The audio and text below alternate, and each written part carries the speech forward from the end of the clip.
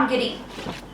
રાપરના કાનપર નજીક બાતમીના આધારે વોચમાં રહેલી રાપર પોલીસે ₹8.99 લાખના મૂલ્યનો 300 કિલો પોસ્ટ ડેટાનો જથ્થો ઝડપી પાડતા ખળભળાટ મચી જવા પામ્યો છે।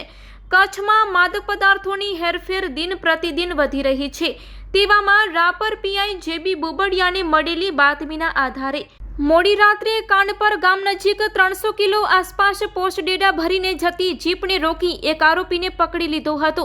ખાનગી રાહે બાતમી હકીકત મળી હતી કે એક જીપમાં હમીર પરથી ઉમૈયા જતા ડામર રોડ પરથી માદક પદાર્થના કોથળા ભરી વેચાણ કરવા માટે ઈસમો પસાર થવાના છે।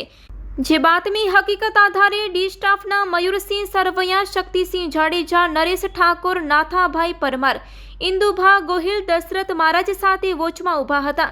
તે સમય દરમિયાન બાતમી મુજબની જીપ આવતા તેને રોકવા ઈશારો કર્યો તો ચાલકે વાહન ભગાવ્યું હતું। પોલીસે ફિલ્મી ઢબે પીછો કરીને આગળ આંતરતા એક આરોપી ગાડી મૂકીને ફરાર થઈ ગયો હતો, જ્યારે એક આરોપી ઝડપાઈ ગયો હતો, જે ગાડીની તપાસ કરતા ગાડીની અંદર 300 કિલો જેવા જંગી પોસ્ટ ડેટાનો જથ્થો નજરે પડતા ખુદ પોલીસ ચોંકી ઉઠી હતી। ગાડીમાંથી પ્લાસ્ટિકના 15 કોથળાઓમાંથી પોસ્ટ ડેટાનો ₹8,99,400ના મૂલ્યનો 299.8 કિલોગ્રામ જથ્થો મળી આવ્યો હતો। પોલીસે વાહન, 2 મોબાઈલ મળી કુલ કિંમત ₹14,04,900નો મુદ્દામાલ જપ્ત કરી કીડિયાનગરના 25 વર્ષીય ભરતભાઈ રવજીભાઈ કોલીની અટક કરી હતી।